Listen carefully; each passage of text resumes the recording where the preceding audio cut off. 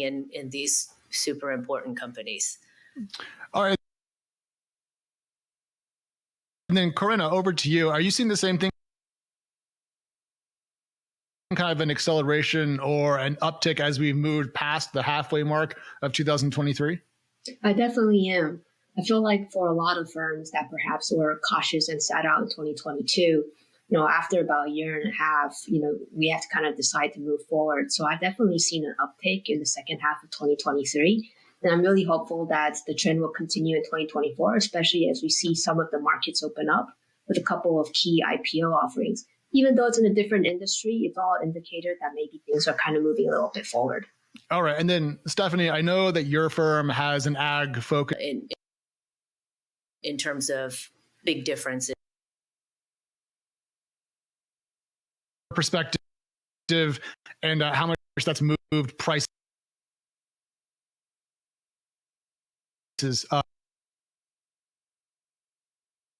Benchmarks are performing well, that those companies are being funded, and they're being funded, I wouldn't say quickly,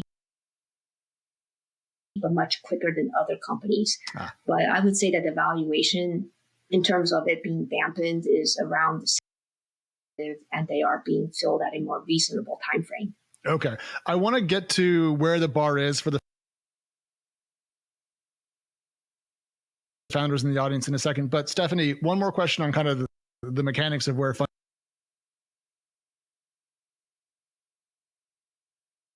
fundraising is today.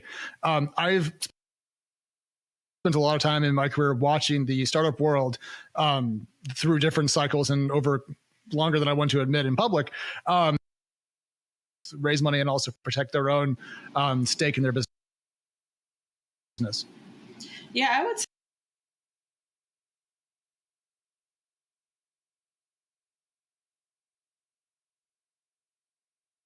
it's pretty common to see safes and convertible notes. You really don't start seeing the price equity rounds until Series A. Okay, and but no changes there. Nothing that founders should kind of watch out for. There might be a tripwire or anything to stumble upon.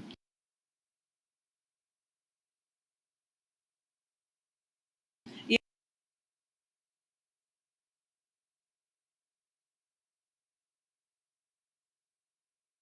It's different in food and ag, but just sort of the full range of things, and also reducing food waste. And so what they're able to do is actually enhance the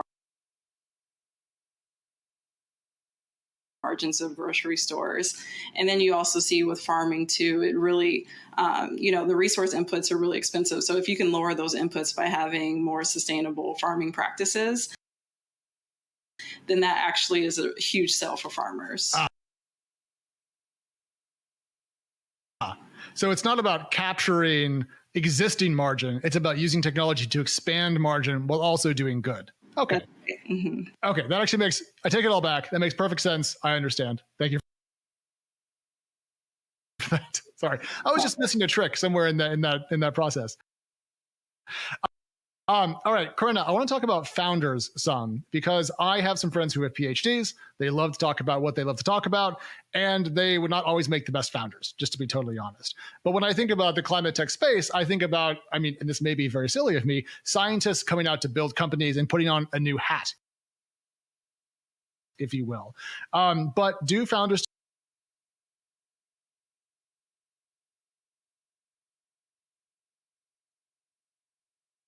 is new innovation, new science, and part of it is just solving problems. And we expect that of not just scientific founders, but the founders in general and the team itself. So from my perspective, that element is important. It doesn't always mean that the original scientific founder is, best to be the CEO, and a lot of times they don't even want to be. But I think a well-rounded founding team is really important, because at the end of the day, what we're talking about is translation of basic science into a business.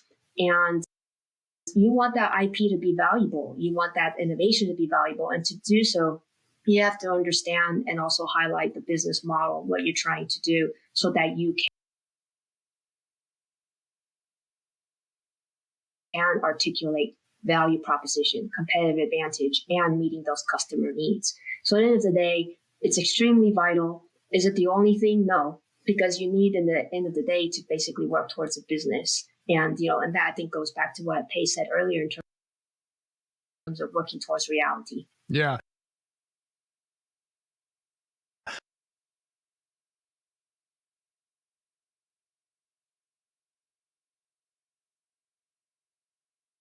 We do see a lot of, really great founder product fit. Mm-hmm. What we also really look for are founders who have good founder market fit. And that might look like some experience in industry. But what that can also look like, especially for people who are coming straight out of academia, are people who have a genuine curiosity and care and empathy for the customer that they're going towards. So that could be the mining industry, that could be the cement industry, but they have to care deeply about the problems that the operators in those, again, legacy industries are dealing with. And having founders who care and want to learn and are curious and believe they can solve a real on the ground problem, those are really the ones that are best suited to go after this hard business of building a business. Is the number of people who wake up and go, the cement industry, that's my jam, is that a deep founder pool, or is that a thinner layer than I might expect? Because I have some niche interests, but I've never woken up and think copper mining, that's what I need to fix, You should get out more, Alex.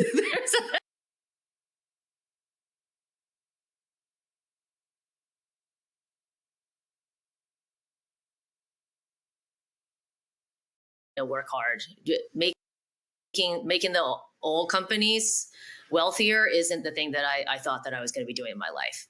And I think it's really, again, exciting that so many people are harnessing that energy and being able to direct it towards technology companies that are setting out to, again, solve this existential problem that we're facing. I fully understand not wanting to wake up just to increase ExxonMobil's dividend, but I currently work for private equity. So I think sometimes you wake up and you work for an entity, you're not exactly like, yeah, all about. So I'm with you on that.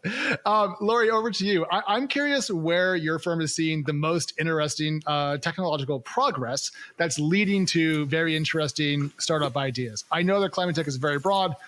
During our prep call, we all talked about kind of the limits of it and if there are any. But Lori, where are you seeing the most interesting technology, and why does it excite you? I think it's a good segue with the conversation you were just having. I think to me, the most interesting sectors are those untapped ones. The less sexy in a sense, cement, steel making, industrial heat processing, because in terms of carbon emission, it's actually huge. Today, venture capital, a lot is focused on the cool topics, transportation. It's over half of venture funding. And then next you have energy. But when you look at the sectors, carbon emissions are not that huge. Transportation is 15% of carbon emissions, so it's something. It's not everything. But then you have sectors like cement, as we talked about, which is roughly 7% of carbon emissions. Same for steel making. Industrial heat processes, 9% of carbon emissions. And Stephanie, with her firm focus on ag and food, because methane and nitrous oxide is much more potent than CO2. In the next 20 years, ag and food will represent 30% of the carbon emissions. So actually, that's the kind of sectors where we spend lots of time, because there are some very exciting technologies that are being developed, and those industries have been very kind of traditional, and not a lot of innovation have happened there. So that's a great overview of where we're seeing climate impacting pollutants are coming from. But inside of those sectors, be it agriculture or be it cement or whatever, what are people building that's new that you think is particularly like I can give you a few examples, but Sure. steel making, for example. I mean, the process today emits 7% of carbon emissions. So we have an investment in a company which has developed a novel chemical process.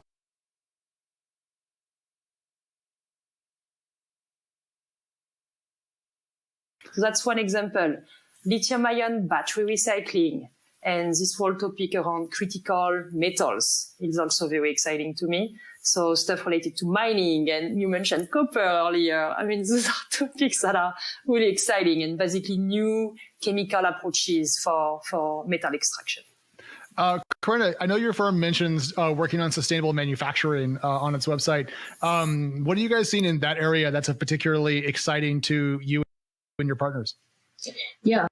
What we aim for is we have a broad definition of climate tech. So we look at it in terms of positive change in aggregate.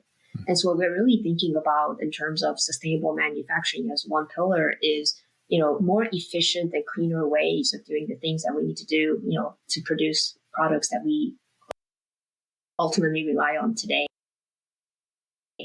And so, we have a company where, if you're machining a part, it uses a lot of oil, a lot of water, and we have to figure out where that waste stream is. And if you can improve that manufacturing component by using none of those components, that's what the company aims to solve. And so, we're focused on also looking at climate tech opportunities that are not only in manufacturing, but also in other spaces in terms of mobility, or even the fashion and textile industry, which we have a number of investment in as well, which is what we're talking about is, can there be energy savings? Can there be water savings? And in many ways is finding ways for industries to be more efficient and cleaner. And so that's what we view in terms of climate tech. And so we're seeing a number of companies and innovations that address that in the aggregate. And in the end, I would say greener business is more sustainable, and that's what we aim to do. Externality that makes life better for everybody. Like if you make a new CRM, great, but it's not going to save trees. Whereas the stuff that we're talking about today does have kind of a positive financial impact and much more for all of us. So Stephanie, when you guys are picking where to invest, how much weight do you put on, I'm a venture capitalist, and how much weight do you put on, I want the planet to be healthier and this technology might help us get there? Yeah, well, for us, our thesis entirely centers around food and ag and companies that are moving the needle when it comes to planetary health. So one has to exist with the other. And we believe there actually isn't a trade-off. And, really the most valuable companies will be created in this space. And it's not something where we could sidestep it or go around it. It's something that needs to be immediately addressed. It's a climate risk. It's a business risk for everyone. So I think for us, we see companies across the value chain that are, addressing greenhouse gas emissions, land, water, energy usage, and reducing waste. And that has to be part of, the company's mission in order for us to invest. So I really hope that you're right. But looking back in time, the companies that have often made a lot of money that had a climate impact were having a negative climate impact. And you're describing the world, it sounds like, when having a net negative carbon footprint or whatever is going to be economically viable and very profitable. Does the government kind of landscape need to change to shake up the incentives for how we treat carbon and other pollutants to make that possible? Or does the world you're describing work with how things are today? I would say the world is changing. I think we had DOE, the STIR, and also state programs, within California, for instance, CalCEF, that clean energy and climate energy or climate tech startups can really tap into. But I really think, going back to the IRA, it really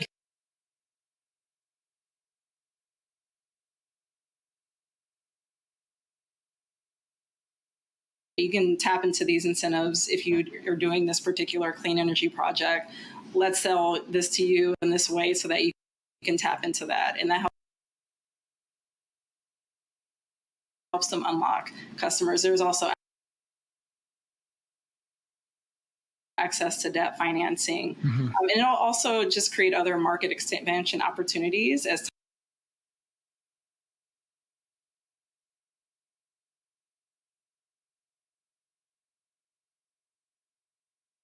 an impact for your portfolio companies and also for startups you're looking at for possible investment? I'd say it has an impact in that it does map out some opportunities in terms of where is the financial possibility for these companies. Again, we work at such an early stage that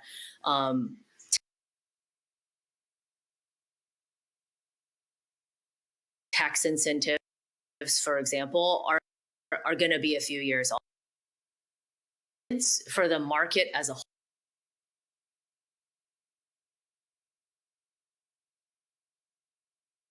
whole, and facilitating the intake of new technologies and new ways of doing business that are going to be more sustainable and intend to have this impact at a large scale. And so the US government does a really good job of greasing the skids for lots of large markets. And I believe that climate tech is one of these markets that should and will benefit from this similar kind of whole of government approach. It's a different enemy than World War II or the COVID pandemic.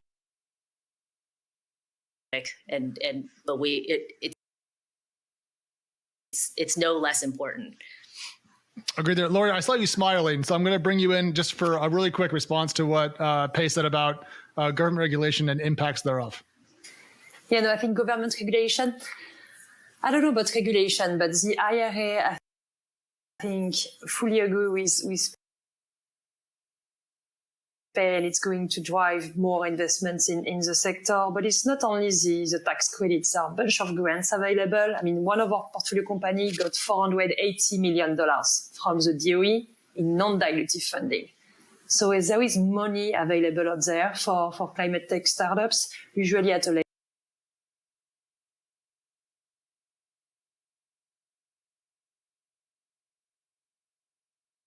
5 or 10 years. And is that enough? Yeah, I think what we're learning is, when we want to talk about making impact, we're looking at the larger industries. We're not necessarily thinking about people driving a Prius, but we're kind of tackling large industries as a whole, these legacy industries that we alluded to earlier, and being really savvy about what that process is and understanding how that business works today.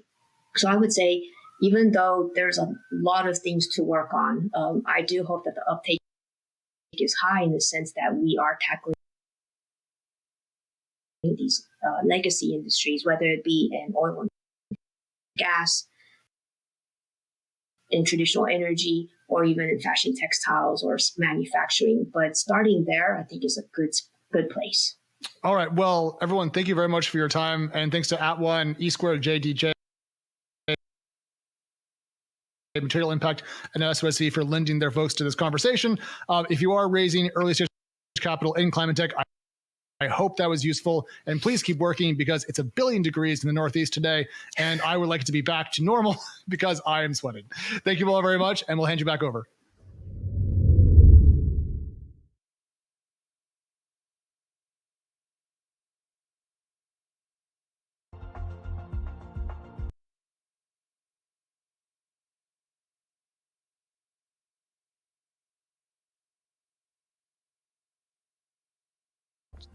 Few, if any, nation states have as clear a strategic perspective on climate as Singapore. But then there is Iceland, which shares next to nothing with Singapore apart from its small geography and big ambitions in climate. Thanks in large part to its wealth of geothermal and hydropower. the source of almost all of its energy. That's why climate tech unicorn Climeworks, a direct air capture company featured at last year's summit, built its first commercial plant in Iceland, where it can draw exclusively on green energy sources. So we are honored to have two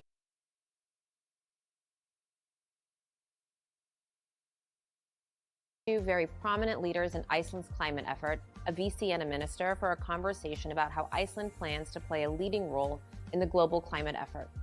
Here to introduce them and moderate the session is our own Ben Joff, a partner at SOSV and co-producer of this summit. Take it away, Ben. Thank you.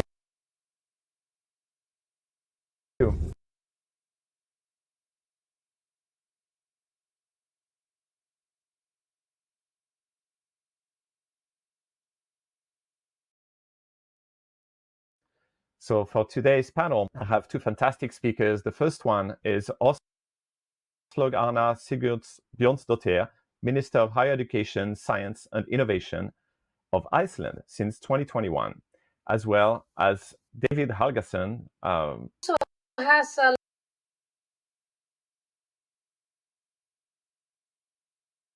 long history on discussing between politicians, where you have a politically strong commitment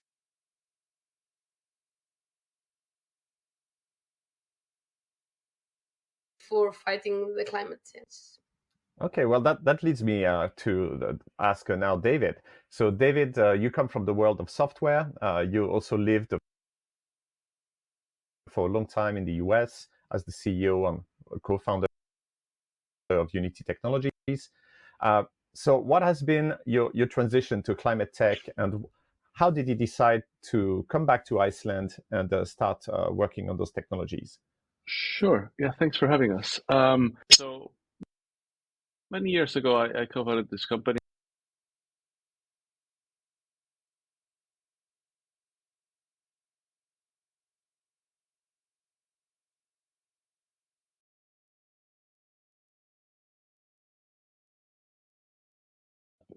Learning about synthetic biology and then nuclear and a few other things. And first, it was just really fun. I love hanging out with the scientists.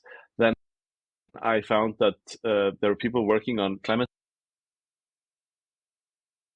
tech solutions that were just extremely exciting. You know, I'd been worrying about climate change like everyone else, but I hadn't really found the way in. I'm not a politician, and I'm a shitty activist, and I think but when I found these companies, I knew what to do. I could invest, I could advise, and so on. So I became a very active climate tech angel investor, also an LP. I invested in a bunch of venture funds, and with these two lenses, I ended up thinking or realizing that Europe really needed a strong sort of seed and Series A stage venture firm. So I started building that a couple of years ago. We announced ourselves a month ago, but we have been partnering with companies now for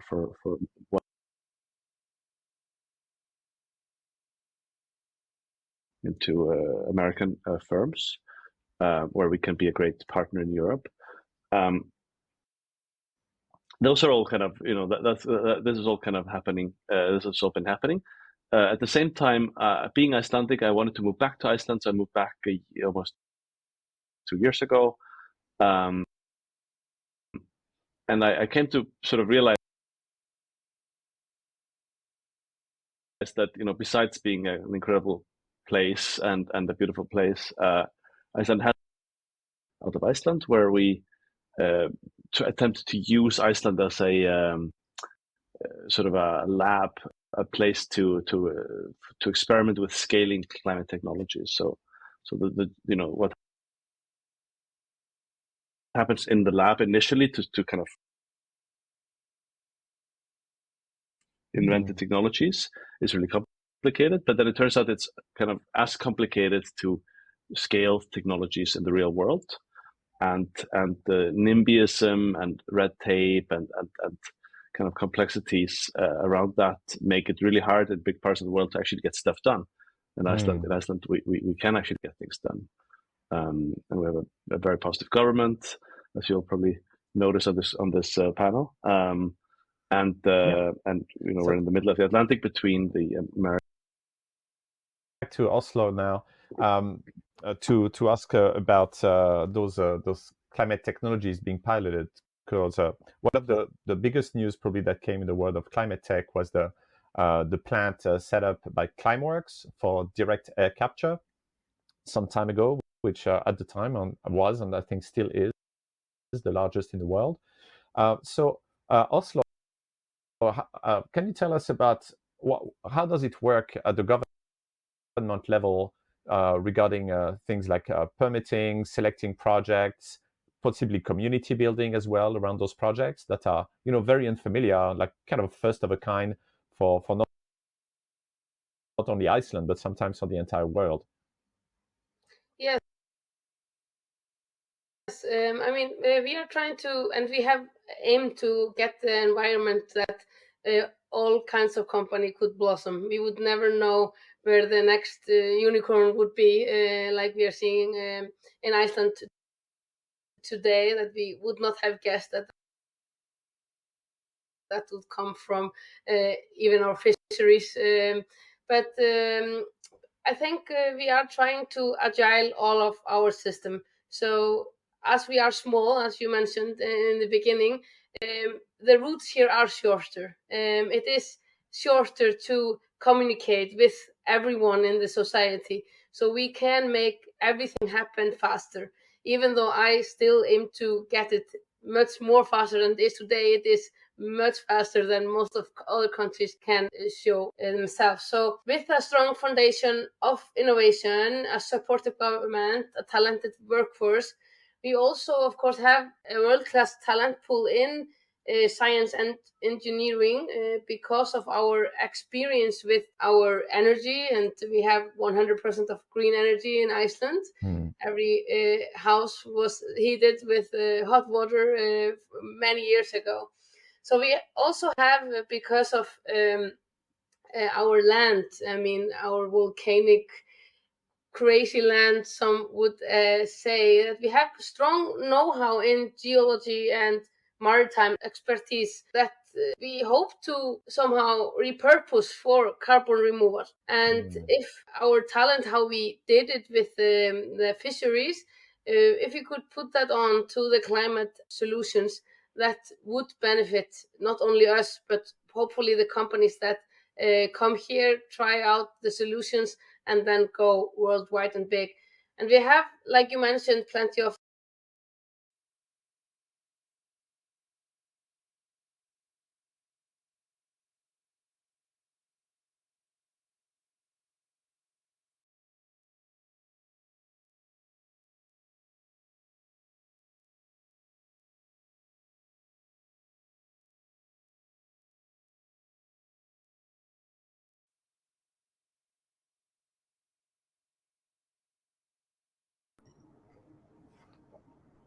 now looking for hide my own video. I'm not looking at myself the whole time. Well, it's okay, because if you decide to share your screen, then you will be able to just show that. But I similarly am not one who likes to be on camera frequently. So remind me who the audience, are there people in here with us right now? Slowly they'll be trickling in, but as early stage founders in climate who are interested in the resources available to them. And so every session is sort of an organization working within that. And Prime Coalition is a prime example of fantastic resource providers to early stage climate founders. Yeah, so a lot of the folks do, 5 to 12 minutes of like, this is what we do, this is who we are, this is my interest, this is my background. And then I show people to the Q&A box. So you'll see, unless you've gone full screen, but if you're not full screen, hopefully, you can see you're under session, then chat, people, Q&A.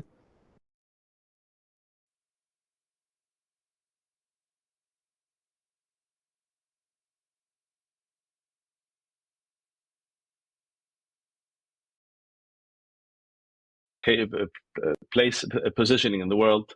They also know that the Atlantic fisheries were extremely well run. There was a lot of talent there. for sort of working out in the ocean. So they asked if I could help them connect to Iceland and figure Iceland out. And so I started kind of a team, which is now Transition Labs, to help them with that. On the location, figure out the licensing, access to harbors, and so on. And they started building out their facilities last summer and are now live with deployments out in the ocean. It's a really pleasant process, in that we were connected really well with the local authorities, and just had a really smooth sailing, really fast and process. So with that experience, we decided to work with others, and now we have a few others that we're working with who want to use Iceland as this kind of place for fast experimentation. Okay. Are they all related to carbon capture, sequestration, or are there other types of No, companies? not necessarily. It's quite a diversity of companies. But yeah, some are. There's Ebb Carbon, who are using different methods to address ocean alkalinity. There's Rockpour, which creates clean and circular cement, and Noia, who are leaders in direct air capture. And finally, also collaborating with former Meta / Facebook CTO Mike Schröpfer's Carbon to Sea initiative, which is not a business, but more as like a R&D project, where we collaborate with them on using Iceland as a place for doing R&D, tackling ocean acidification. It's really interesting to hear what Iceland is doing. Like, I want to step back here and just recall what the discussion we had at last year's conference, Climate Summit, where we had Singapore's Minister for Sustainability and the Environment, Grace Fu. And Singapore is also an island nation, but has a very different set of constraints on resources. They have almost no local energy source, no local food. So their challenge is more about ensuring local production on some kind of sovereignty. The difference that they have access to vast pools of capital, thanks to very large sovereign funds. Everybody probably heard of Temasek or GIC. So it's really interesting to see that even though the countries that are most active and the largest in terms of climate tech, like the US, China, and some others, don't necessarily have all the answers and don't necessarily have all the advantages to do interesting things. So maybe going back to Auslog now. So what do you see as kind of the early learnings of the deployment of climate technologies, and what do you want? What do you see the policies shaping into in the coming years? I think what I would like to see that is very valuable that we can offer a partnership in piloting those solutions, because we need to transition a very big part of our economy and piloting solutions that do that in a smaller, nimbler society that is open to change and committed to fight climate change. And that is a valuable step in the chain to making the solutions scalable and deployable across the world. And one thing that Icelanders, because I visited Singapore last year, we can learn a lot from them, for example, in the university and research. But there was one thing that the people in Singapore said that they could learn from Iceland. And that was our mindset, and that we always think Icelandic startups must think globally from day one. And our mindset is quoted, "Þetta reddast" in Icelandic. It's like we aren't afraid of trying new things, and that mindset was something Singapore really envied us of. So I was quite happy to hear that. They have a very strong university and research system, and they are building quite fast up in innovation and tech, like you mentioned. But as we have so many, just where we are located, how our group are as people, how small the system is, and our agile innovation ecosystem now, I think it is quite unique that startup could come here, expand here, and flourish in Iceland before they go worldwide. We are always trying to get our ecosystem better. We have some changes that are just now will be in the parliament this winter to make the ecosystem even better and more compatible when we compare us to other countries. But what we can't build is something that Iceland just has. It doesn't matter what the politicians does. It is the mindset, how small we are, and of course how we have suffered here on this island with all of the geographically challenges that face us every year. Yeah, it's really interesting, and I think that connects with what David said earlier, that you're kind of the opposite of the not invented here or not in my backyard. Is actually, please come to my backyard, please invent and bring it over. It's really like, I don't know if there's an acronym for this, but we probably need one now. Yeah, and I think that's something we really aim to be. I mean, for solutions like climate tech, just like Running Tide did. I mean, a company from the United States, David brought here through his, and that expanded into Iceland to work on research and development, and that brings Iceland. I mean, despite the fact the changes Running Tide will make to climate change, it also gives Iceland so much that they bring the research and development related to its carbon removal systems to Iceland and to our society, to work with our experts, and that our experts can work in these kinds of companies. This is a win-win situation for Iceland. Yeah, that's a really very unique situation, and could be a great inspiration for many other geographies.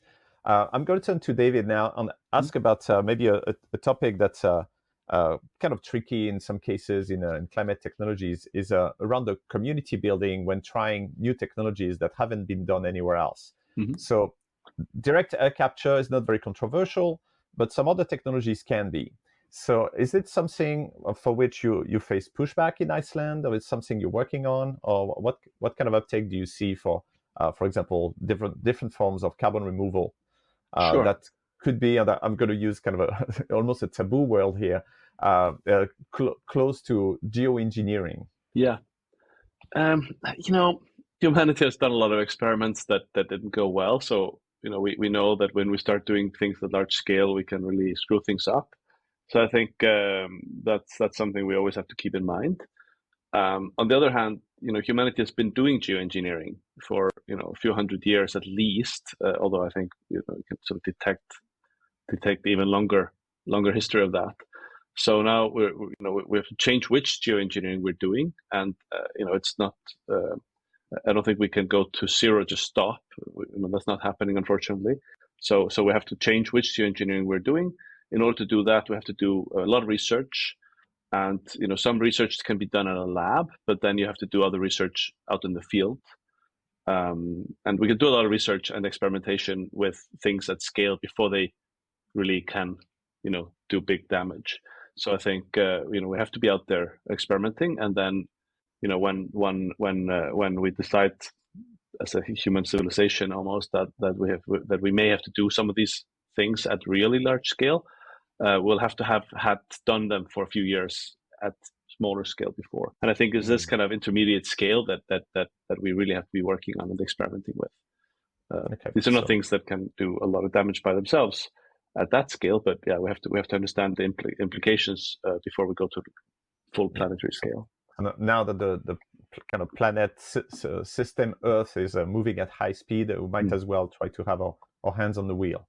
Yeah, absolutely. We have to kind of gain control of the global thermostat you can think of, and if we don't do that, we can really find ourselves, with our pants down in the near future.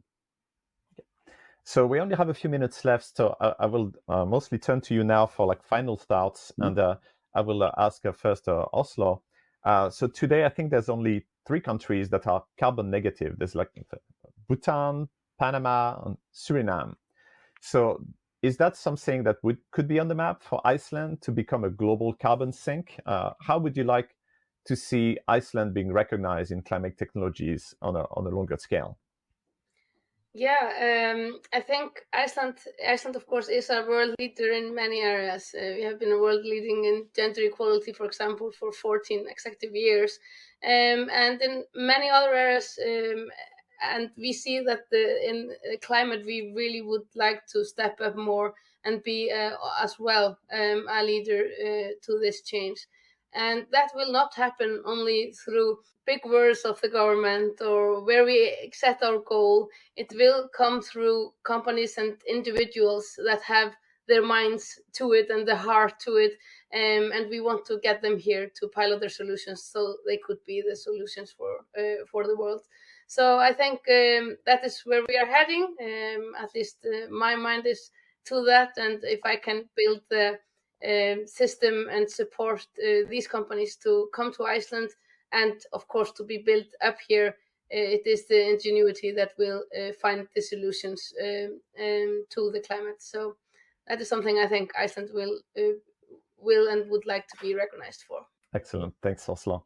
And so, David, final words here. So actually, Sure. I just say a kind of a side note here is that last year we had a science fiction writer come to the summit, Neil Stevenson, the author of Snow Crash many years ago, one of the first works on talking about the metaverse. But more recently, he wrote a very interesting climate fiction called Termination Shock. And in this story, the world's climate has already gone pretty bad, and private initiative starts to try to correct it. And I can't help but think of what you're doing with Transition Lab and what Iceland is doing and relating it to that. So I'd like to know what would you like to see in the next 5-10 years for Iceland and for transition? And if there's also a call you'd like to make to this audience, feel free to say what you're looking for. Sure. I mean, we're not nobody's acting at the scale that is described in Termination Shock. And you can debate whether that's a good idea or a good thing or a bad thing. But what we can offer at Transition Labs in Iceland is quite a lot of natural facilities. There's basically unlimited fresh water, industrial amounts of geothermal heat. The Transition Labs team is operating a 50-hectare area right next to Reykjavik, with a climate tech park near an industrial harbor, zoned for pretty much anything one might want to do that is otherwise generally legal and safe. So that's great, and if we can use Iceland as a platform for some of this experimentation, some of the scaling journeys that these companies have to go through for technologies that will then be developed into the rest of the world, then I think we'll have done a good job. So yeah, we're definitely open for business in Iceland. Excellent. Well, Minister David, thank you very much. Thank you. Thank you, Ben.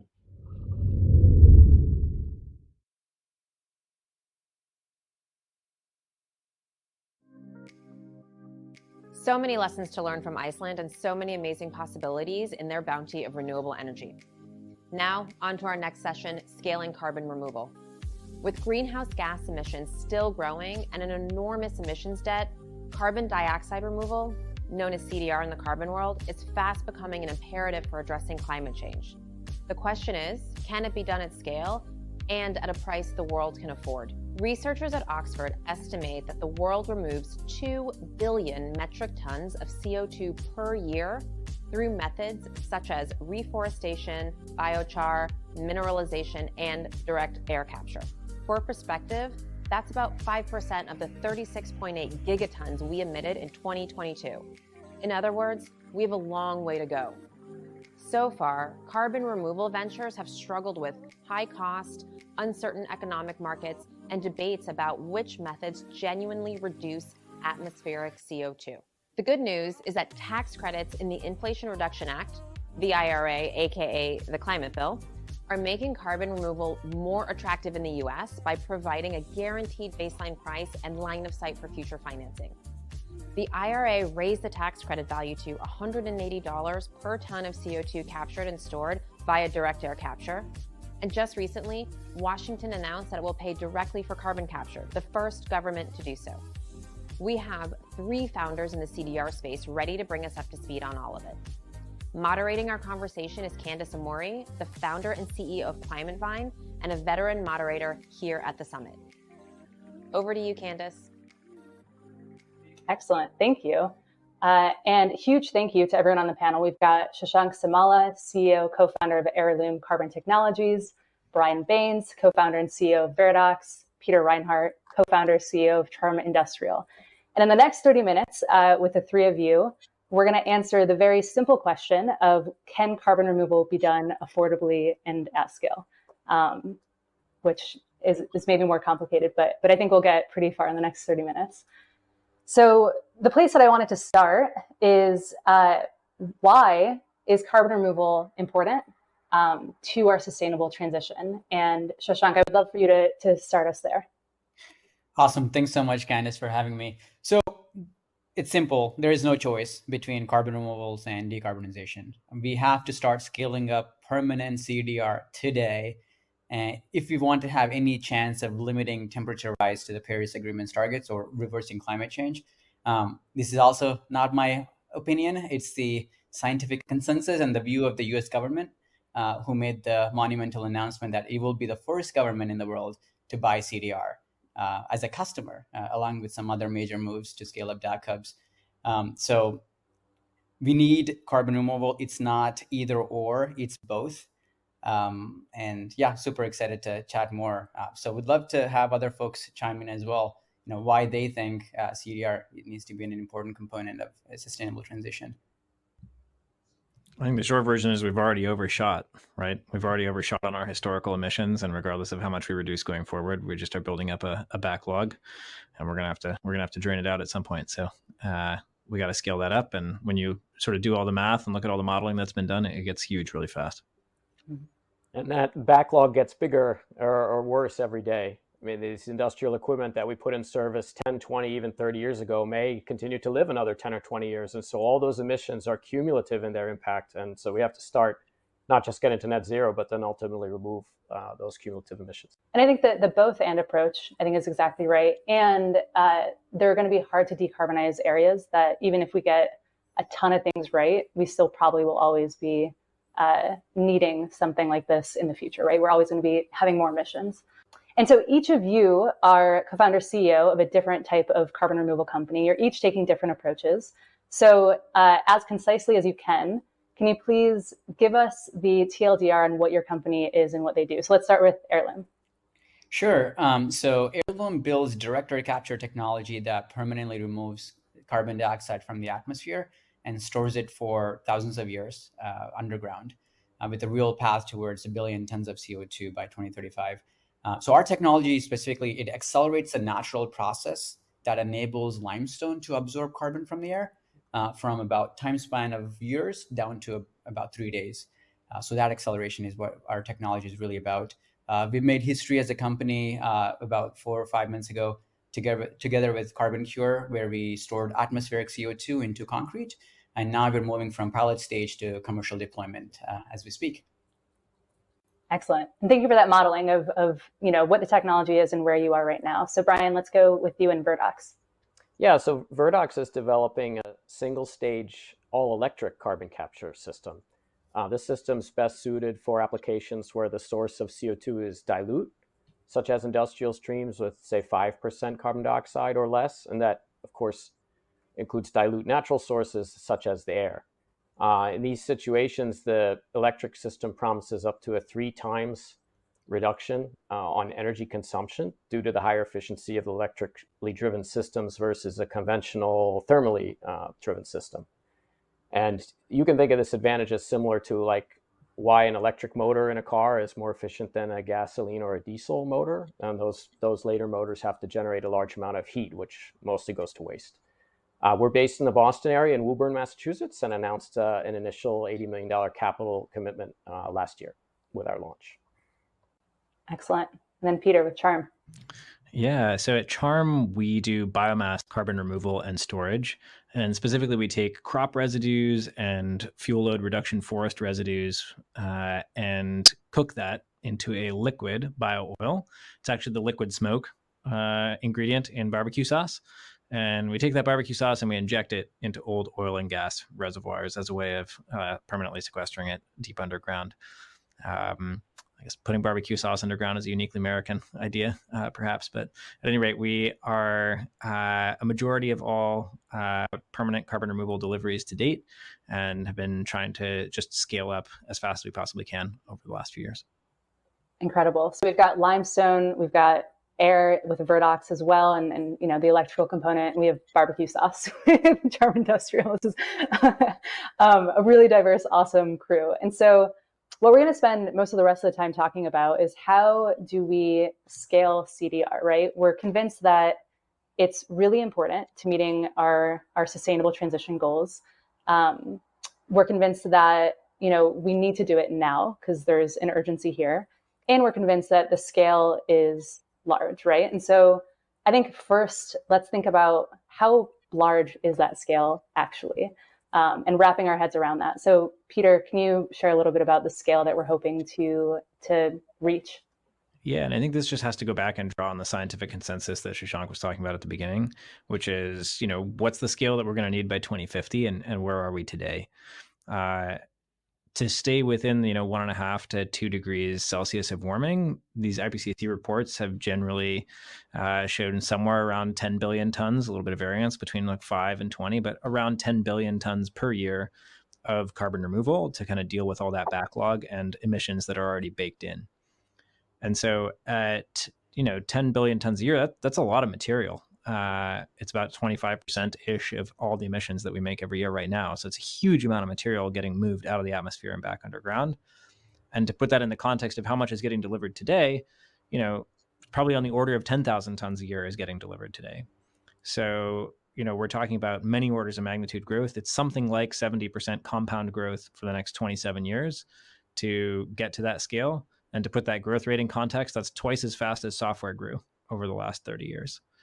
So it's a staggering kind of scale up and deploying physical infrastructure as we go.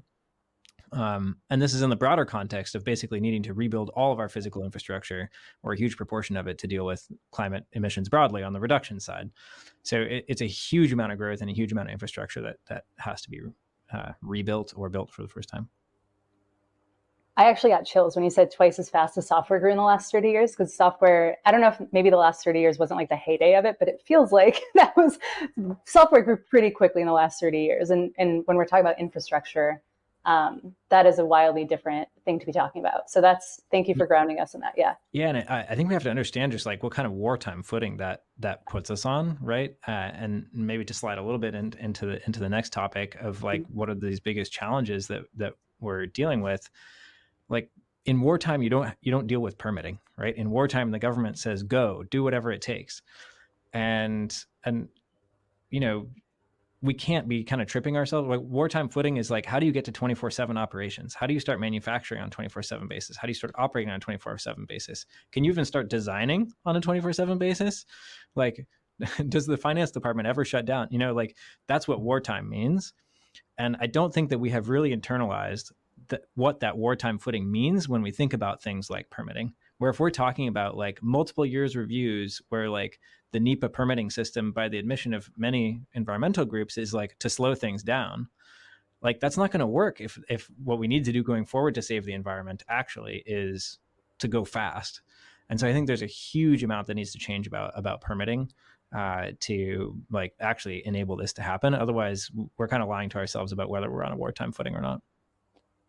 And we're going to dig into more of this. So just to ask this question now, and then we'll dig in more, but like, who controls the permitting? Who could actually make it a wartime, like switch that flip on that? I think it's at all levels, actually. I think you experience it at a city level, you experience it at a county level, a state level, all sorts of other jurisdictional levels through the EPA and otherwise. I think the one that has been talked about the most probably is NEPA permitting. I mean, even just today, there's pretty interesting discussion about how, you know, the shale gas boom, fracking, was enabled by, I think, a categorical exemption for shale gas fracking. But still, when you do solar or nuclear or any of these other things, you still have to go through a huge NEPA process. So like things like that are where we're just shooting ourselves in the foot in terms of actually being on a wartime footing towards the thing that we want. Great. We're almost doing the opposite. If shale gas fracking is passed through, but everything else isn't, kind of counterintuitive. Excellent. Okay, thank you for the framing of the scale, and then the biggest challenge on your side. So Shashank, let's talk about what you would identify as the biggest challenge to scaling CDR today. Yeah. So in CDR, it's about scale and low cost, right? And you can, and they have, there's feedback between scale and cost, because cost is many times a function of scale. So I think the first order of business is ensuring that we have an easy path to scale. So just continue on Peter's point. NEPA is an interesting example where basically it's the same toolkit that environmentalists use to ensure to stop fossil fuel, to hinder fossil fuel production, is also the same toolkit that we have right now to permit these solar, wind, nuclear, CDR projects. So I think fundamentally there's something wrong there, right? And because we are basically hindering ourselves to advancing the principles of the environmentalists, which is protecting the environment. So that's one. And personally, we've seen all sorts of opposition, all sorts of bureaucracy, political infighting at the local level, state level, as we were building projects. I think it is hard to understate the importance of that. And a lot of the times we talk about technology and costs and design decisions and offtake and credits and all that, but at the end of the day, it's if you cannot build out there, it's going to be very tough. So, and then number two, I would say is long-term bankable offtake. Well, I'm sure we'll talk more about creating a bigger market for CDR.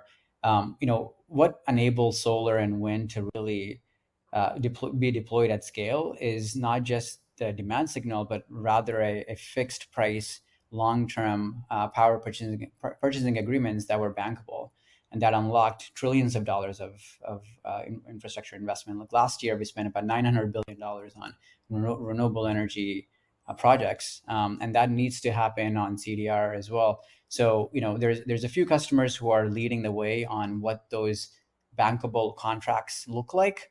And there's a lot of education that's happening right now to bring the lessons from solar and wind to CDR. So that's really important, ensuring that these contracts are 10 years, 15 years, long-term, stable price signal. And I think, number three, I would say is sort of connected to permitting in many ways. We will never reach gigaton scale without the trust of the communities we stand to serve. We need to do more than create good jobs. We need robust community engagement and the way to evolve and create evergreen community benefits. I think there is